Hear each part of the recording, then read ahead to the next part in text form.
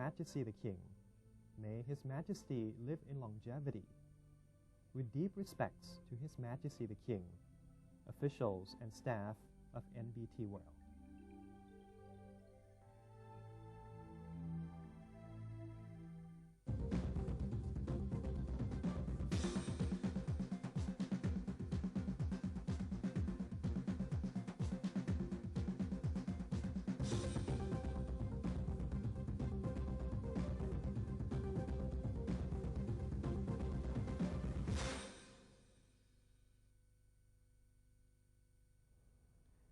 Good morning and thank you for joining us on Newsline.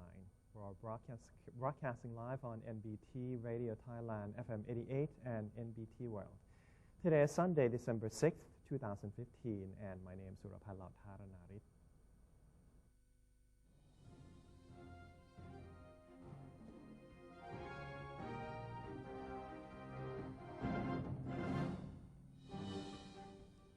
Welcome to today's segment of Thailand Moves Forward. In our first story, on the occasion of His Majesty the King's 88th birthday, NBT and NBT World would like to present you with a very special documentary. Let's have a look.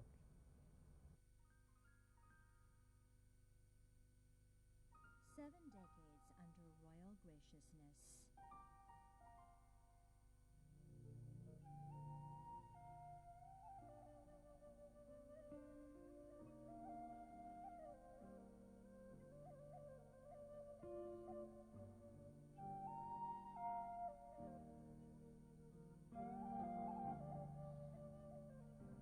Their Majesties the King and Queen have been an incomparable, majestic couple of the Kingdom of Thailand. They have worked tirelessly for the happiness of their subjects. From Pratha Doi Suthep Monastery in the northern Thai Lanna, their Majesties have traveled to every corner of the kingdom, visiting local people in remote barren terrains since the time when many of us were not yet born. Their Majesties have solved problems and brought happiness to Thai people with their compassion and loving kindness. World nations have paid tribute to their Majesties the King and Queen for the outstanding economic and social development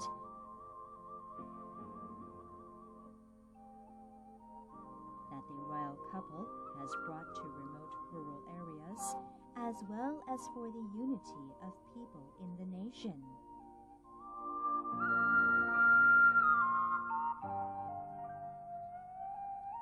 Social divisiveness that has resulted from changes in political attitudes has made Thais forget the unity and sense of patriotism people once shared.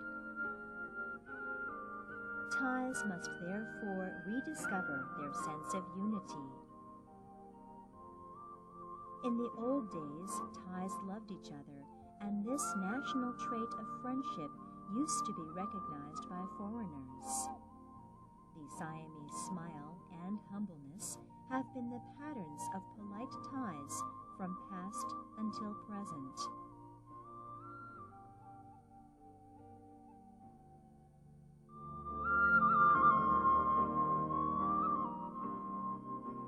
A student from Chiang Mai University said that the picture of farm families living on a mountaintop far away from the province,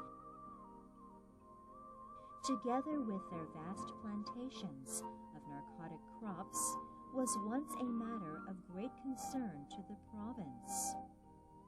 But after their Majesties the King and Queen visited the area and introduced the sufficiency economy principle, leading to the cultivation of substitution crops and new ways of financial management in the family, the land has now been filled with economic crops such as oranges, strawberries, and other fruits and vegetables, which have brought good income to the community and solved the problem of illicit crop cultivation. A Thai Muslim grandmother in Narathiwat province came to greet their Majesties the King and Queen with contentedness every time the royal couple visited the south and stayed at Taksin Palace. The lady said people here had never waited for any official to tell them to come and how many of them to come, but they all came to see their beloved majesties with willingness and loyalty. They wished all sacred blessings to give longevity to their majesties, so that the royal couple would be the refuge for ties forever.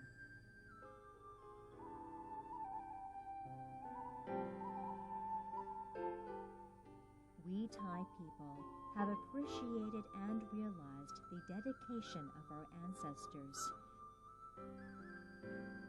who had done good deeds which have become deep-rooted in all ties nowadays. We are committed to building a prosperous future for our country. Hold one another's hand, love each other, and stay in unity in order to lead the country to lasting peace and happiness.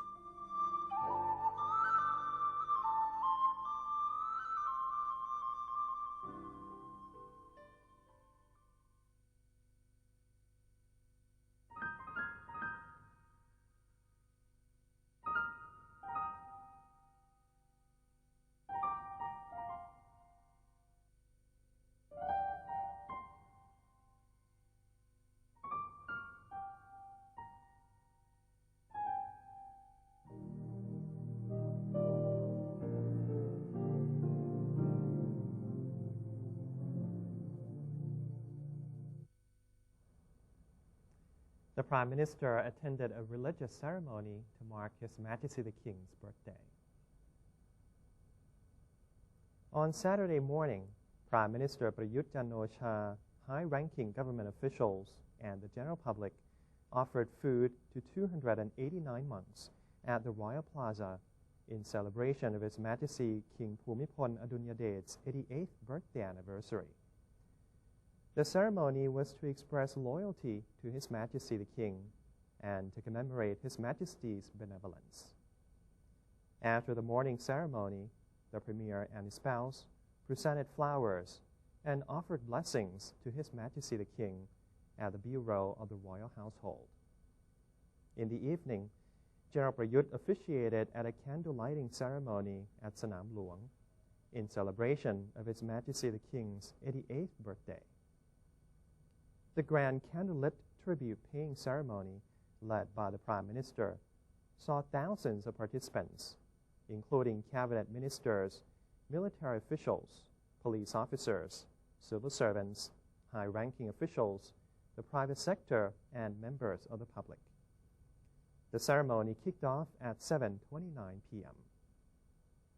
On this auspicious occasion, General Prayut gave a speech of tribute and offered felicitations in front of the portrait of His Majesty the King. 5 major religions, namely Buddhism, Islam, Christianity, Hinduism, and Sikhism, also joined a tribute-paying function at the Sanam Luang ceremonial ground.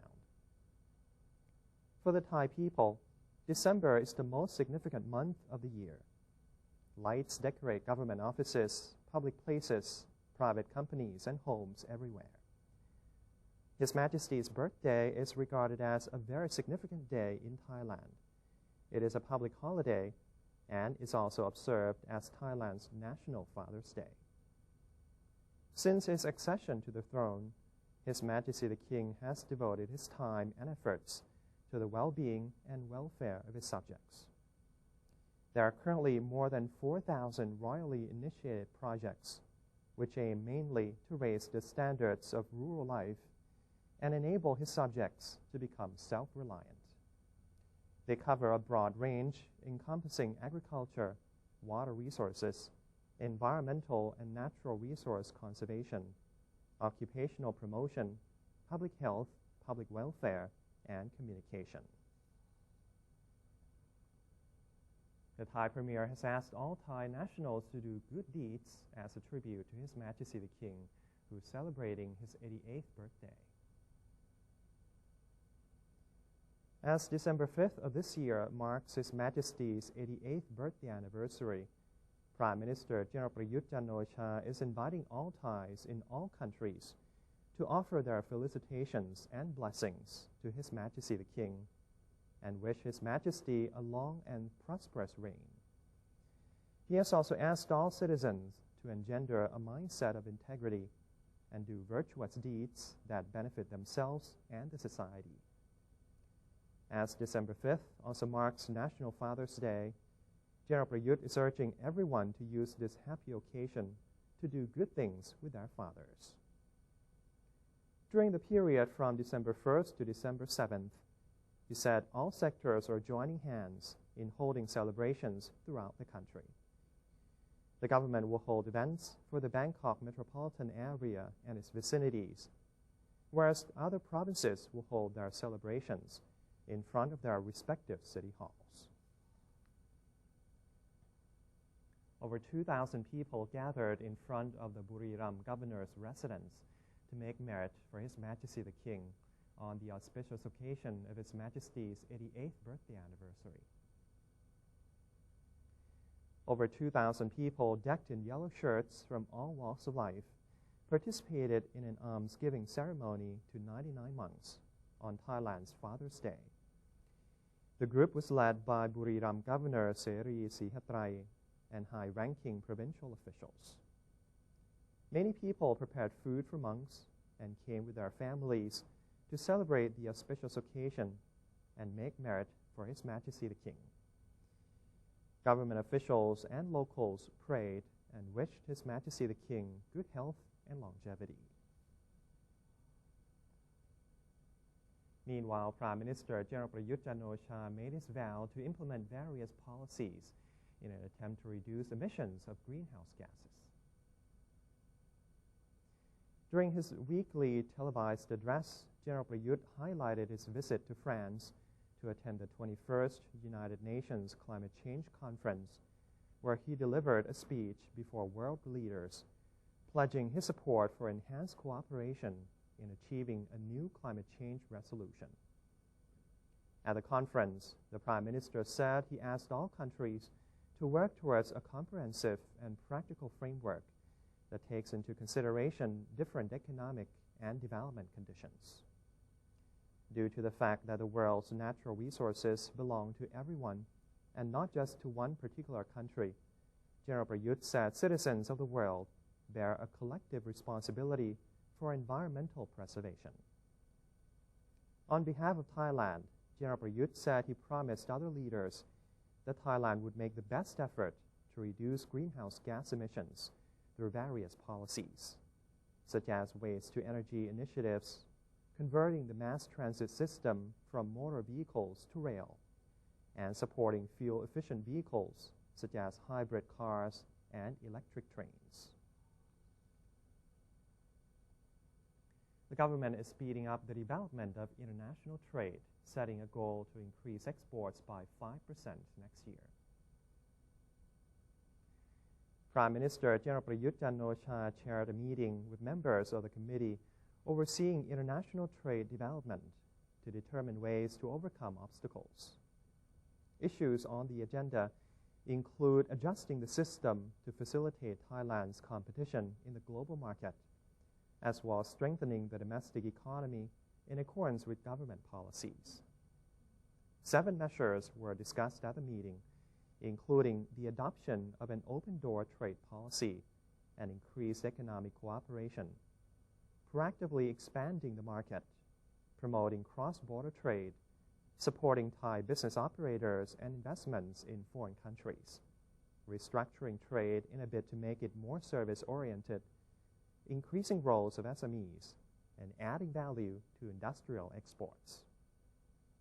The government expects exports to increase by 5% in 2016, taking into account the global situation and demand of trade partners. The government also spoke with Thai exporters regarding next year's increased target. The Ministry of Finance is preparing to propose measures to boost investment in 10 target industries to the Cabinet next week. Permanent Secretary for Finance Somchai Satchapong said the ministry will propose measures to stimulate investment in the private sector to the Cabinet on December 8th. The measures, which involve a financial outlay of 1 billion baht, are in accordance with the 1999 Trade Competition Act and will cover 10 target industries.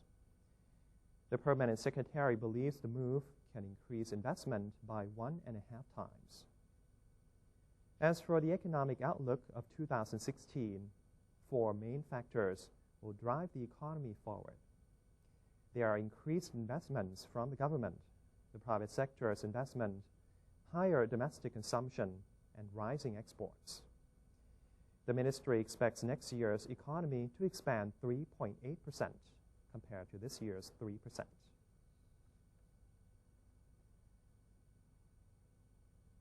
And that's the end of today's edition of Thailand Moves Forward. Before we take a quick break, let's have a look at the exchange rates and commodity prices.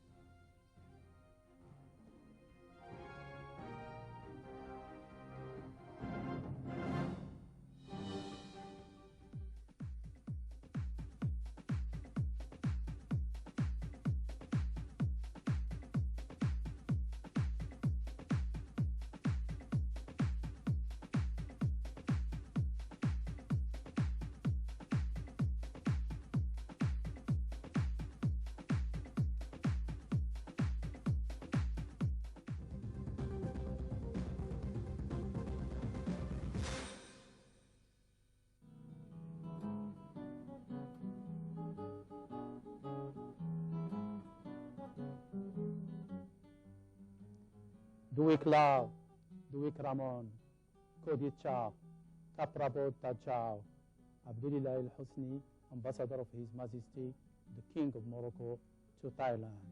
Kopraong, Son Pracharon, Yen Gyonan. Duik Lao, Duik Ramon, Wang Deng Cha, Kaprabot Chow, Tok Nazira Hussein, Ambassador of Malaysia to Thailand. Khao Praong, Song Pracharon, Yen Yuan.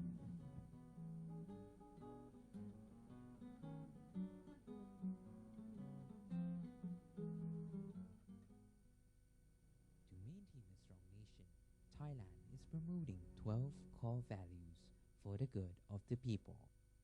First among them, to uphold the 3 pillars: the nation, religion, and the monarchy.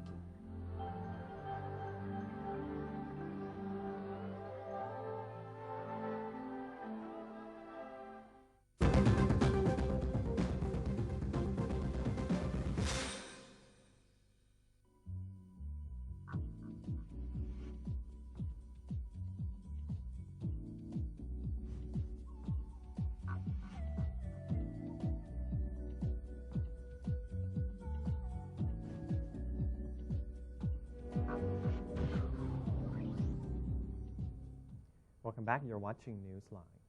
With the deepening of the ASEAN economic community, Southeast Asian countries are getting to know each other better. For those who want to learn about Cambodia, a good place to look is the Phnom Penh Post, an English language newspaper and website. NBT World correspondent Joel Gershon recently had the chance to get an exclusive interview with Chad Williams, the editor-in-chief for the Phnom Penh Post. Let's have a look. The English-language newspaper, the Phnom Penh Post, has been in operation for more than 20 years, and it's the oldest existing independent newspaper in any language in Cambodia.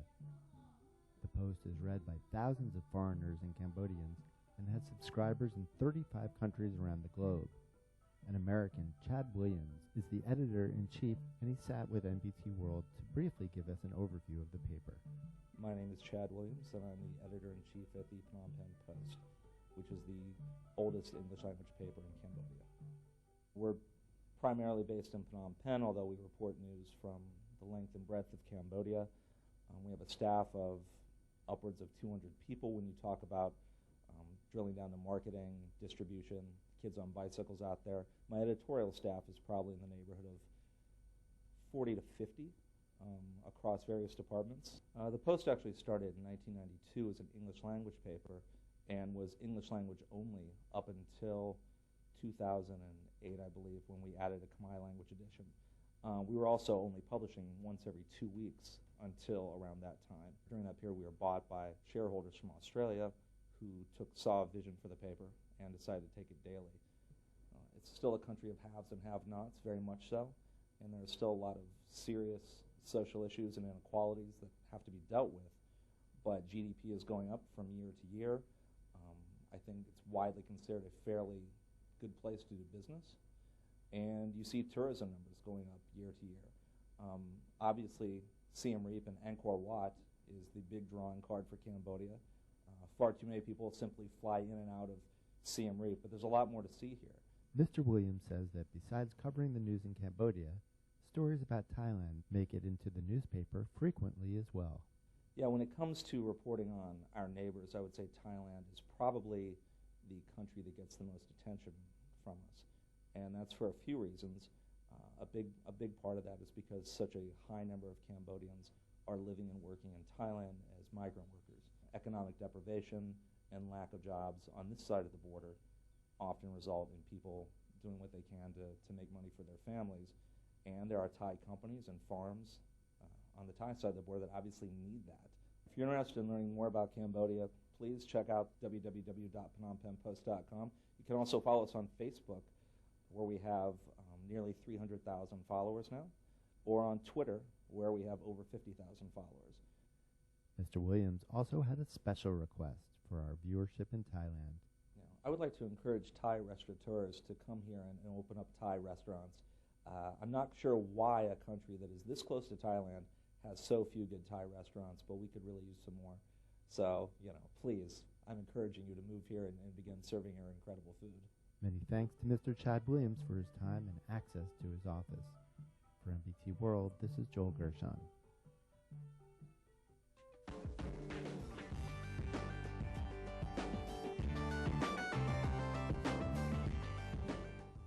And on the global front, the Islamic State said a married couple who killed 14 people in California in an attack the FBI is investigating as an act of terrorism were followers of the militant group based in Syria and Iraq.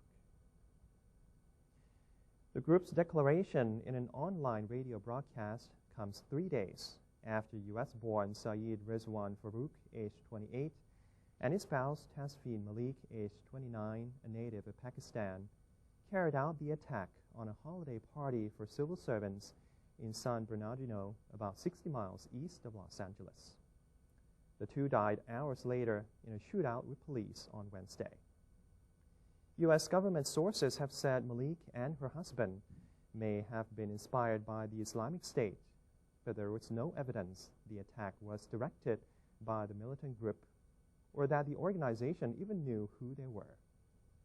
The party the couple attacked was for workers in the same local government agency that employed Farouk. Anti-government protesters marched through downtown Seoul on Saturday, demanding that South Korean President Park Geun-hye apologize for cracking down on a protest last month when farm and labor activists clashed with police.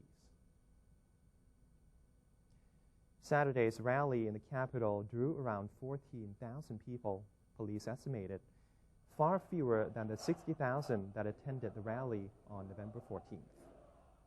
It went ahead after a court rejected the government's request for an injunction made in the aftermath of the violent scenes at earlier demonstration, which had been organized by some of the country's most militant activist groups to protest against Park's labor market and education policies. Park's conservative government plans to make it possible for employers to dismiss workers based on performance and to cap the salaries of senior employees in order to encourage employers to hire younger people and ease youth unemployment. And that's the end of today's edition of Newsline. For any comments or suggestions, please feel free to email us at newsline.nbt@gmail.com. You can also follow us on Facebook or simply visit our website at thainews.prd.go.th/en. And for now, we're going to say goodbye with some footage of a candle lighting ceremony in front of Sirirat Hospital in celebration of His Majesty King Bhumibol Adulyadej's 88th birthday. I'm Surapal Lautharanarit. Thank you for your company and have a wonderful day. สวัสดีครับ